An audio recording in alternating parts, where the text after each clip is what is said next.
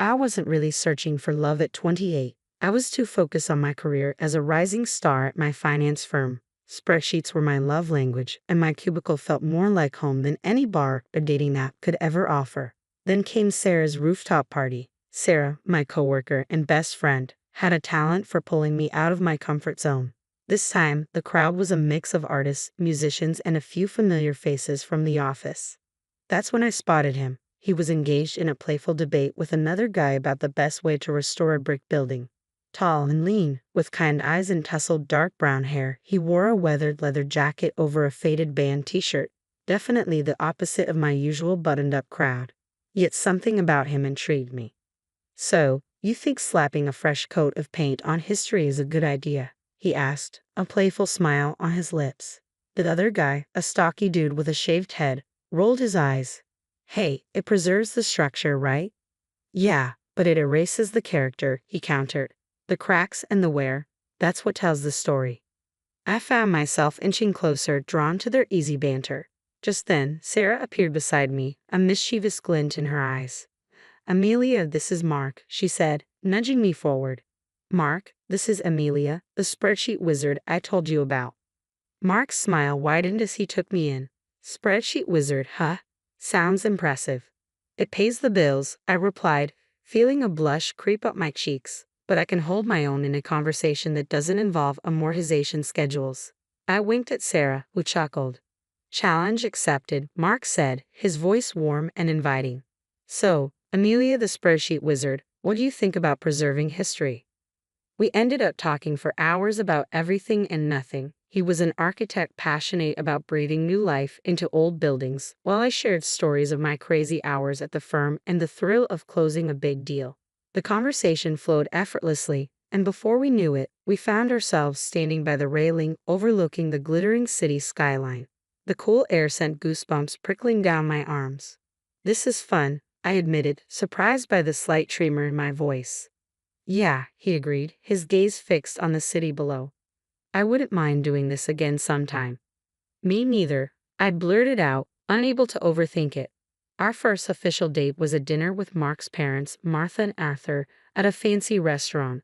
The conversation flowed easily at first, revolving around wedding plans, the beautiful old library venue I had booked, and the expensive organic caterer I was stressing over. Then, things took a strange turn.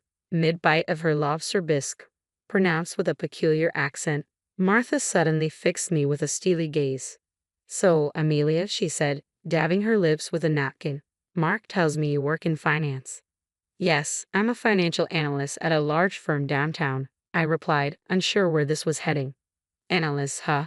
Sounds important," Arthur chimed in, his booming voice filling the table. Mark, who had been mostly quiet, cleared his throat. "Dad, come on, that's not what we're talking about." "Just making conversation, son," Arthur said, waving his hand dismissively before turning back to me. "So, Amelia, you mentioned a big-name firm." I told him the name, a global player in the financial world. A satisfied smile spread across Martha's face.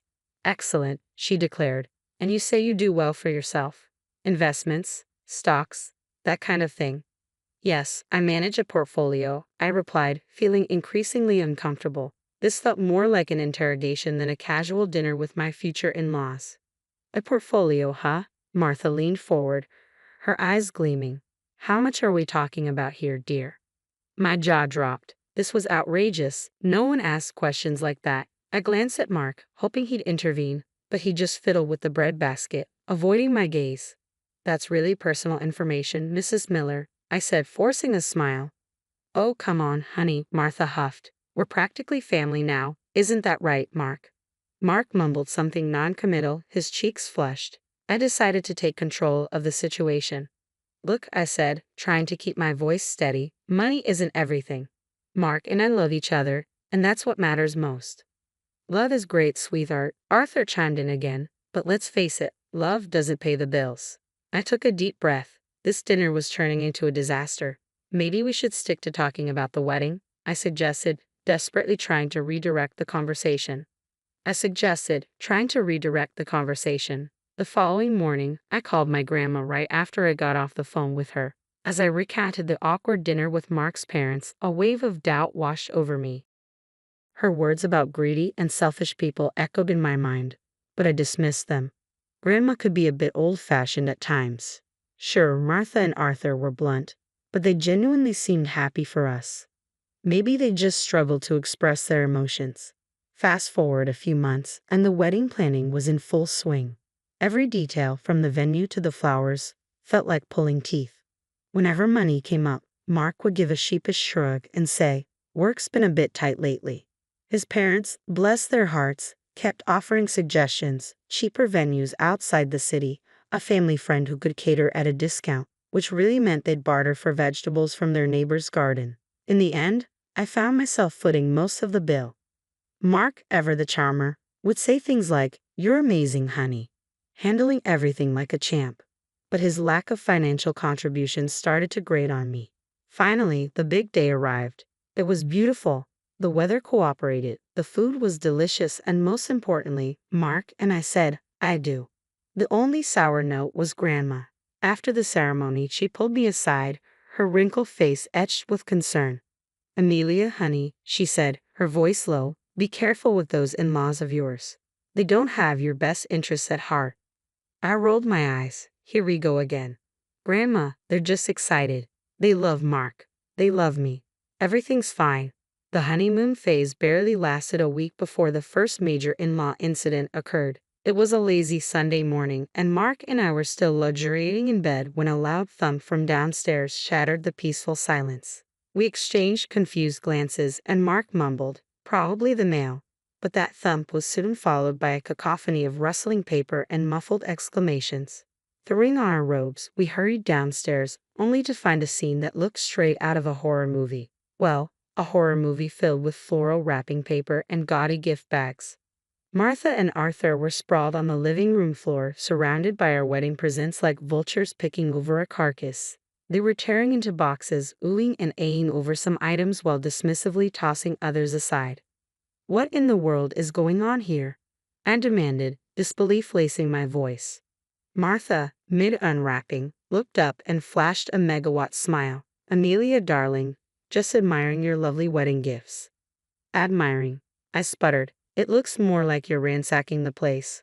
Arthur held up a crystal vase, squinting at it. "Relax, sweetheart. Just sorting things out. Can't have all this clutter lying around, can we?" "Clutter," I exclaimed, incredulous.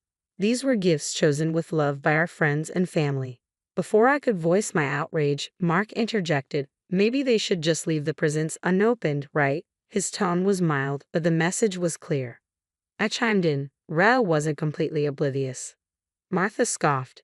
"Don't be silly, honey. It's rude not to open presents. Besides," she added, her eyes gleaming, "we might find something truly special in here." Special for them, I thought bitterly, watching in growing frustration as they picked through our wedding gifts, setting aside anything that caught their fancy. A silver picture frame, a set of engraved wine glasses, a fancy cheese board. Finally, I couldn't take it anymore. "These are our wedding gifts," I said, my voice firm. "Not yours to take." "Look, honey," Martha replied, her tone dripping with fake sweetness. "We just saw some things that would look lovely in our new house. You know, the one we're decorating." They were redecorating with our wedding gifts. The anger bubbled up inside me, threatening to spill over. "What about the gift you got us?" I asked, my voice tight. Martha paused, her hand hovering over a box wrapped in fancy floral paper. She rummaged through the pile and finally pulled out a small, oddly shaped package. With a flourish, she handed it to me. I unwrapped it slowly, my heart sinking with each layer of tissue paper. Inside was a cheap glass statuette, the kind you find at a discount store, adorned with garish plastic flowers. My stomach churned. This was their idea of a wedding gift. Maybe Grandma was right. Maybe I had married into a nightmare. The wedding gift incident was just the tip of the iceberg. Martha's shopping sprees became a regular occurrence. She'd call, all chipper, asking me to join her for a girls' day out. But it was really just code for me being her unpaid personal shopper. We'd browse stores, and inevitably, Martha would find something she absolutely had to have. At checkout, she'd do this weird shuffle with her purchases and mine, muttering about forgetting her wallet and how inconvenient it was to have separate bags. By the time the cashier figured it all out, I'd be stuck paying for both our stuff. Arthur wasn't much better. Weekends were his prime visiting time. He'd waltz in unannounced, plop himself down on the couch, and proceed to spend the entire day glued to the TV, inhaling whatever snacks I had on hand. When I finally mustered the courage to ask him why he spent so much time at our place, he looked at me with a straight face and said, "Saves money on groceries and electricity, doesn't it?" The audacity of the man. Did he think we were running a charity? Mark, ever the peacekeeper, just rolled his eyes and muttered something about Dad needing some company. But the birthday dinner was the final straw. I decided to treat myself to a nice night out at a fancy restaurant to celebrate another year older and hopefully wiser. Naturally, I invited Martha and Arthur. A big mistake. The menu was a bewildering array of French names and unfamiliar ingredients, but undeterred, Martha and Arthur ordered the most expensive dishes, pronouncing them with a confidence that masked their complete lack of knowledge. Halfway through the meal, Martha pushed her plate away, declaring that the escargot was too slimy. Arthur, meanwhile, choked on a mouthful of bouillabaisse, spraying saffron broth across the table. The entire evening was a disaster. By the time the bill arrived, my blood pressure was through the roof. The cost of that meal could have fed us for a month. And guess who offered to chip in? Nope, not Mark. He just sat there, oblivious, while I choked out a string thank you to the waiter and reached for my credit card. Back home, fuming and frustrated, I finally confronted Mark. "How can you just let your parents walk all over you like that?" I demanded. "Come on, babe," he said dismissively. "It's not a big deal. They're just, like that." "Like what?" "Selfish and entitled." I shot back. "Mark, this isn't okay." He sighed, running a hand through his hair. "Look, I love you, but you've got to pick your battles. My parents are, well, my parents. They're not going to change." Maybe he was right. Perhaps I had been naive, hoping to change them, to somehow mold them into the in-laws I'd always dreamed of. But the reality was staring me in the face. Martha and Arthur were who they were, and that wasn't going to change. The birthday dinner debacle was a turning point, but it wasn't the end. Their gift-giving strategy became painfully clear. Shower us with cheap, impersonal trinkets on holidays and expect extravagant presents in return. A framed picture of a lighthouse for Christmas. Try a top-of-the-line espresso machine for Mother's Day. According to Martha's logic, any hint at the unbalanced value of gifts resulted in a lecture about family and not keeping score. My grandma, bless her soul, wouldn't dream of asking for anything. Every time I'd inquire about a holiday gift, she'd brush it off with, "Honey, I have everything I need. Just come visit. That's all that matters." Meanwhile, Martha and Arthur treated gift-giving like a competitive sport. They show up unannounced, a triumphant glint in their eyes, brandishing their latest treasures. A chipped ceramic fruit bowl for Christmas, a set of mismatched oven mitts decorated with faded cartoon cats for Valentine's Day. Each offering felt like a slap in the face. The final insult came on Thanksgiving that year. I had opted for a quiet night in just Mark and me. Maybe we'd order some takeout and watch a movie. But of course, Martha and Arthur had other plans. They barged in, laden with shopping bags, their faces plastered with self-satisfied grins.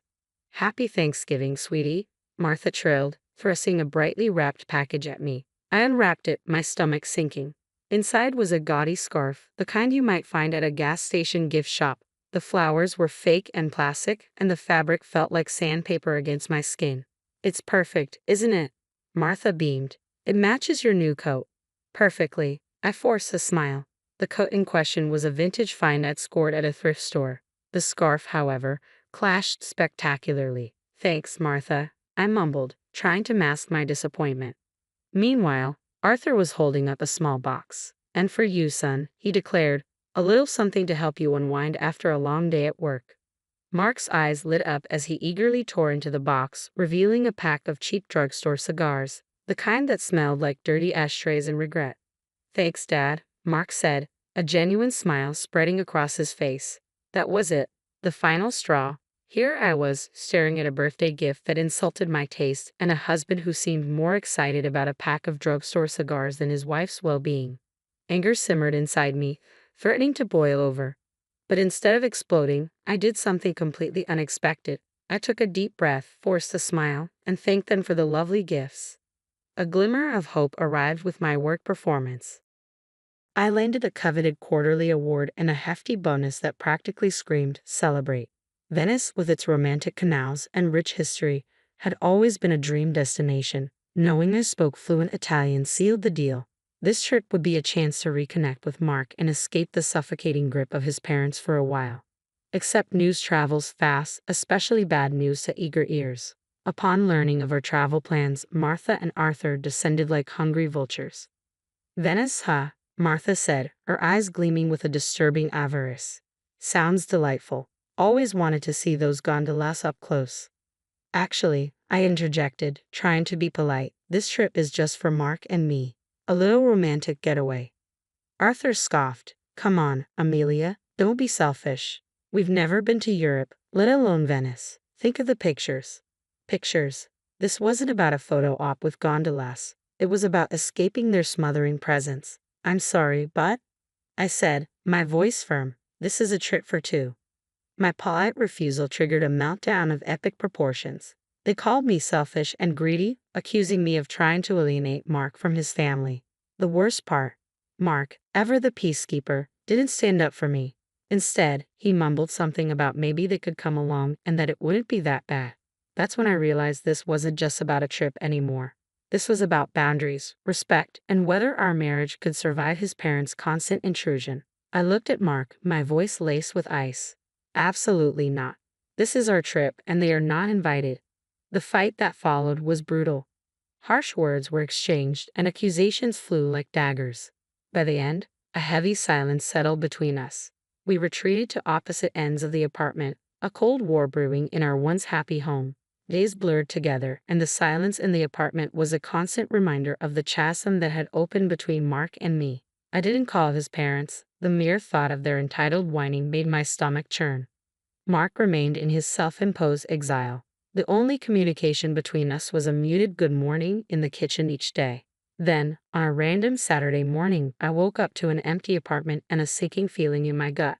My phone buzzed on the nightstand, the notification sound grating on my nerves. Glancing at it, my blood ran cold. Airline ticket confirmations, 3 of them to Venice, purchased from my account. Panic clawed at my throat. No, it couldn't be. But as I scrolled through the confirmations, the sickening truth settled in. Mark, with the audacity of a seasoned thief, had used my trusted access to our bank account to book not only his own ticket to Venice but 2 more for his precious parents. Hotel reservations were also courtesy of my hard-earned money. It confirmed my suspicions. He'd gone behind my back, completely disregarding my feelings, and booked a vacation for himself and his leech-like family with my money. The anger, hot and furious, burned away any remaining affection I had for him. My fingers flew across the screen, canceling the return flights and hotel rooms. Next, with steely resolve, I revoked Mark's access to my bank account. It was a small act of defiance in the face of their colossal selfishness. A few hours later, my phone erupted with a call. Mark's name flashed on the screen, but I let it go to voicemail. The notification arrived a moment later, his voice laced with panic and fury. Amelia, where the hell are you? We're supposed to be checking into the hotel. What did you do with the tickets? I deleted the message without listening. Then came a barrage of texts from both Mark and Martha, a mix of demands, accusations, and veiled threats.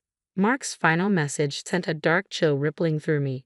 If you don't give me back access to the account and get us on that damn plane, Amelia, we're done. Consider this your divorce notice. With newfound clarity, I started making my own plans. I contacted a lawyer, and with each step toward independence, the weight lifted from my shoulders. Mark's divorce notice might as well have been a gift. I didn't wait for him to waltz back in with his tail between his legs. Packing was cathartic. Clothes went into suitcases, knickknacks into boxes. But the gifts from Martha and Arthur, those gaudy trinkets and mismatched sets, I left untouched. I lined them up on the living room floor, a Garish monument to their selfishness. A final act of defiance before I slammed the door shut on that chapter of my life. Grandma's house, with its familiar scent of cinnamon rolls and worn furniture, felt like a warm hug. Tears streamed down my face as I recounted the entire ordeal, the hurt and anger spilling out like a dam breaking. Grandma listened patiently, a sad smile on her lips. I told you, honey, she said softly, her voice laced with a hint of I told you so, but mostly concern. Sometimes you've got to learn things the hard way. I know, I said, newfound determination settling in my voice. Maybe this is a good thing. Now I know what to look for, what to avoid. A few days later, a knock on the door shattered the peace of the afternoon. My heart lurched, but before I could react, Grandma ushered me toward the back room. Peeking through the curtain, I saw Mark standing there, looking lost and dejected. "Amelia, please," he pleaded, his voice thick with desperation. "Let me explain." Grandma opened the door a crack, her expression unreadable. Mark launched into a groveling apology, spewing words about realizing his mistakes and trying to distance himself from his parents. The anger that had been simmering inside me bubbled over. I barged into the hallway, a cold fury in my eyes. "Distance himself," I scoffed. "Mark, you were about to spend my money taking them on a vacation. This isn't about you suddenly seeing the light. This is about you being comfortable. Comfortable because I paid the bills and bought your parents presents."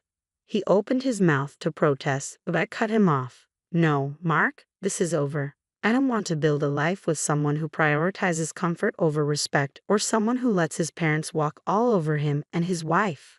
I deserve better than that."